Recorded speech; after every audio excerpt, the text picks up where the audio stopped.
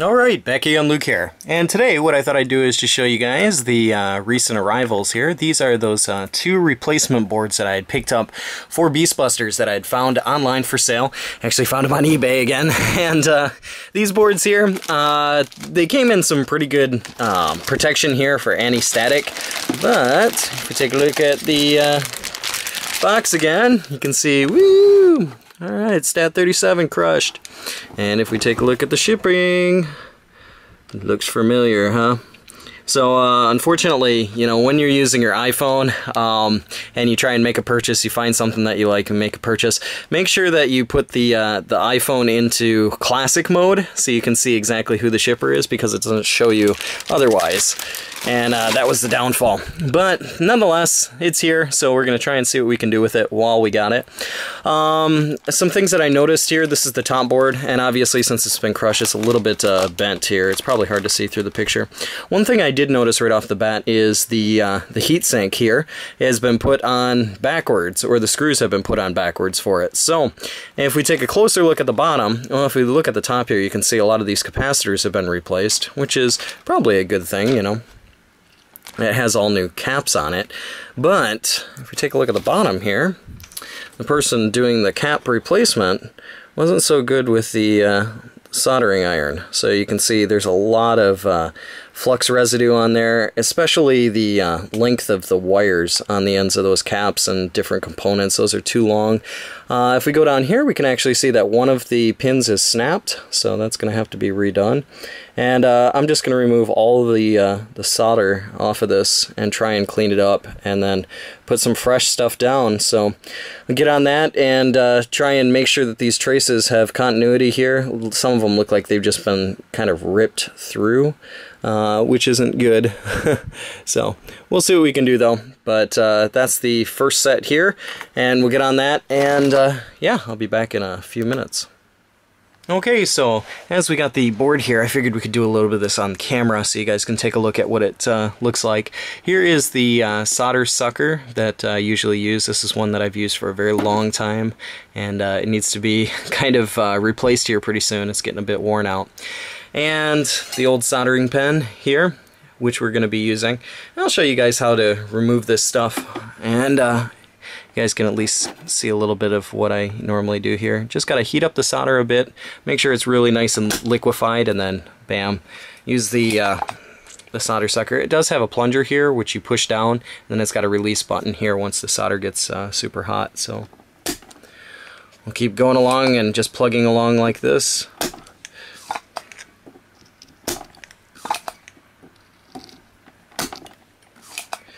Just to see what's bad and what's good, because there's a lot of really bad solder on here.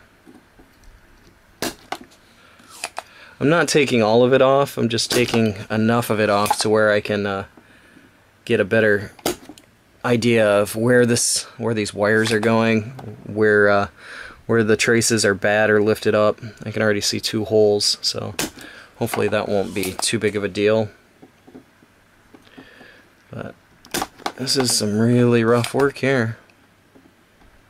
Plus I'm going to use my wire snips here on this and cut these wires back down to size so they sit a little bit more flush with the board and don't touch over onto other pins, which it looks like these things are doing.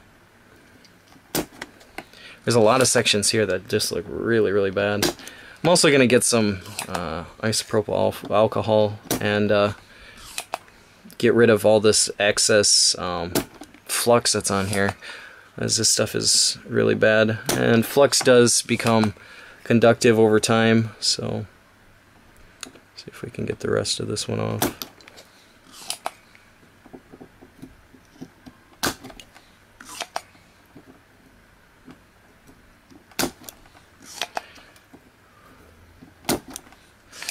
You want to make sure that your soldering iron is actually really hot before you start doing this, because if not, you're not going to really be able to get this solder off. Alright, well, we can at least get a little bit of a better idea. I'll let you guys take a look at it here of what's going on with these pins now. Okay, as you can see, here's the before, Just a bunch of globbed mess, and here's the after, which still looks like a huge mess, but most of that's just the flux, so all of the big globs of solder are off. You can see there's two sections, especially right there, that are lifted off. Looks like the holes are missing for those two pins there. But once again, I'm going to try and get this thing cleaned up, and then we'll go back and snip these wires, and then especially that one's super long right there. And then we'll get back on this and reflow it and see how it goes. So be back in a little bit. Alright, and here we go again. You guys can see what it looks like here with everything trimmed down. This here I actually thought might have been flux residue, but if you guys look closely enough after running over it a few dozen times with a cotton swab and some alcohol, this is actually part of the circuit board. When this thing was taken apart or desoldered or whatever, either due to extreme heat or just gouging this thing out, it's ripped out just a lot of the coating on the top of the circuit board. So this is actually the innards, or the fiberglass, the mesh part of the circuit board. So that's something that I can't fix. But once again, you can see here this whole area I wound up kind of trimming down and patching up, and this is what it looked like before and after. So what I'm going to do is try and do the same thing over here, try and get everything all cleaned up and get it kind of similar to this. Hopefully we won't find any more eaten away spots. You can see right there, that's it's all eaten away. But yeah, we'll see what we can do with this side here and try and get that done. So be back in a bit. Alright, so here's the other side. Once again, you can see that some of this has been kind of chewed up along the edge, but I got some alcohol on here that's just kind of waiting to dry, but I got everything kind of back down to normal level here, so it's not grounding out or touching anything. And it's really hard to tell if this thing actually is going to work, or if it has problems or had problems already after the kind of sloppy job that was done here with the soldering. But we'll have to test that out and give it a shot when we plug it back in. But as of right now, the rest of the board seems to be okay. What we just need to do is plug in the connectors here for the power on both ends, plug this board in, and I think what I'll do first is just plug it in without the gun controllers hooked up and see how that works. And if everything fires on, then I'll plug in the guns and we'll see if we can kind of troubleshoot this and find out where the trouble is coming from, or the biggest problem. But that's the next step here. We'll try and put this thing together, and you kind of switch out the other parts on the other board and see if we can get this top one to fire up. But I'll be back in a little bit.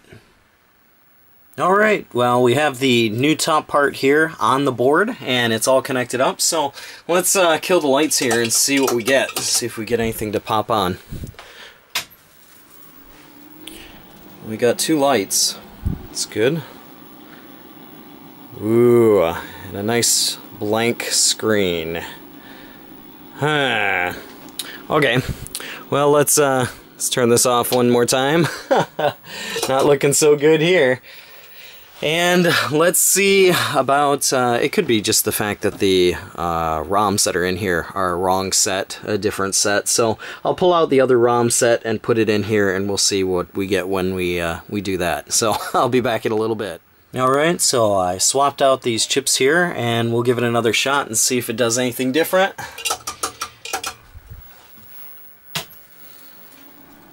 Lights again. And same issue. So this means one of two things here. Probably either the RAM is dead on the board, or the board was really damaged in shipping. I'm probably guessing the RAM is bad on it. There are a couple of RAM chips over here in the front, and I'm guessing those ones are bad. But yeah, so we got another board that does not fire on. Unfortunately. So what I guess I'm gonna have to do here is try and work again with the original one and see if there's any parts on here that I can swap out to make it recognize the guns are okay on number one, because this top board here doesn't seem to be doing anything positive, unfortunately. But we'll get on that and see what we can do. I'll be back in a bit. Well, interestingly enough, what I decided to do is put this thing, the dip switch 8 on, just so I could test to see if I could get into the test menu. And it's doing this, which means it's not completely dead, but it's kind of, you know, getting into the test menu. This is just extremely odd. The zombie just kind of creeping up there at the top, and some other parts down here. Well, what's funny enough is when you turn this thing on here, it'll say at the beginning that everything is checking out okay, but it's not. But the zombie at the top there keeps changing out. This should all be just one kind of grid, kind of like the top part here. There shouldn't be any of these artifacts or anything like that in there. So there's definitely a RAM issue somewhere in the board. But yeah, we'll continue to play around with it and see what we can find out. Alright, so what I decided to do is go over this board here and try and look at all the different components. Any components that I could possibly swap out with this board and the other board over here. And the one things that I was looking at first were the socketed chips. If you take a look over here, these are two of the RAM chips that were put on this board. These are not the original ones. If you take a look at the original ones over here, these are much smaller. And I was thinking, my first guess was that these RAM chips might be bad, but what I decided to do was just, you know, go ahead and maybe start from this side here, the ones that were closest to the different control points here for the guns, and then just try and swap those out. The first one I took out here was the 704C IC, made by NEC. And interestingly enough, I took this out, and if you look at this board here, it's already been socketed, which normally if you have something that's been socketed, it means that it's been replaced, or it has a tendency to fail, or yeah, something like that. So in this case here, you can obviously see that both of these chips were replaced at one point in time and put in sockets. So I decided to take this chip out and put it in the socket here, and turned it on, and amazingly enough, it does the exact same thing as what this board was doing. It just comes up with half of the crosshatch, or like a quarter of the crosshatch screen, and the rest is the white blank bottom. So this might be the main culprit here for that other board not working. What I'm going to do now is I'm going to try and make up a socket here. I don't have one that's exactly this size, but I'm going to try and make up a socket for this. I'll try and put in the other one from this board that I know is working and see if we can get this to fire on. If this one does turn on, then what we're going to do is try and hook up the controls to it and see if it'll register the controls on this one. If it does, then great. If it doesn't, then we know that the problem still lies in those potentiometers on this board here. So we'll have to, or on those guns over there. So we'll have to go and take a look at that. But this is the first and kind of easier step here, and we're going to jump on this and get this swapped out and see if it works. So I'll be back in a minute. Alright, so as you can see here, I've got a new socket for this one, and I figured we could just, you know, turn it on, see what it does, see if it does anything different. Hopefully it'll at least fire on now. We'll give it a shot though. Kill the lights, and give it a go.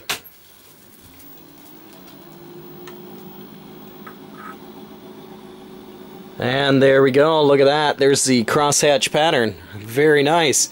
Interesting enough though, there wasn't any sound on this one, so maybe the sound amp is still bad, but at least the crosshatch pattern is coming up here. I'll have to go and hook the guns up here, and actually I have to hook up one more part. I have to put one more part in, but at least the crosshatch is back, so that's good. Means that the top board here is salvageable. At least we don't have to worry about it being totally dead, which is a definite plus here. So what I'm going to do is finish going up back over here. I have one more part that I have to put back on here just to double check it. Maybe we'll kind of adjust the volume here, the volume pots. I don't know if these things even work due to the you know, kind of hack job that was done to it, but we'll get on that. We'll try and clean everything up. We'll put the harnesses back on here, and we'll try and test this board and see if we can get them to sync. And if it doesn't, then oh well, I guess we'll just you know, deal with the pot issue on the guns. But I'll get on that right now, and I'll be back in a little bit. Alright, so I wound up swapping over the components that I needed to, especially this chip here, the 700 Force C chip, and, you know, put the board back together, hooked up the gun controllers, and tried to give it a shot. It doesn't have any sound, and it didn't have any sound when I turned it on, but after calibrating the guns, you can see that it still says Player 1's gun error. So, what that means is, you know, 2 top boards here, the odds of 2 top boards being bad are pretty rare, so I'm guessing that it is the potentiometers that are on these 2 guns, and I'm gonna have to pick up some more and try and give it another shot with some new ones on there. But just thought I'd share this with you guys here and let you see what's going on with it. This thing still doesn't have any sound, so I'm gonna have to work that out and see what I can do about getting some sound in here. But yeah, nonetheless, at least it's a little bit closer. At least I'm able to figure out a little bit more of what's going on with the boards and what needs to be replaced. But that's about all for me for right now. Like always, I'll put up another video here soon, so thanks for watching.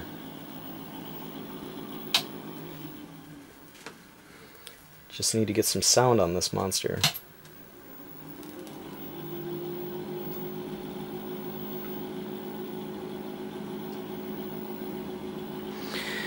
And let's see, and if we turn this off, it's probably just gonna do the same thing.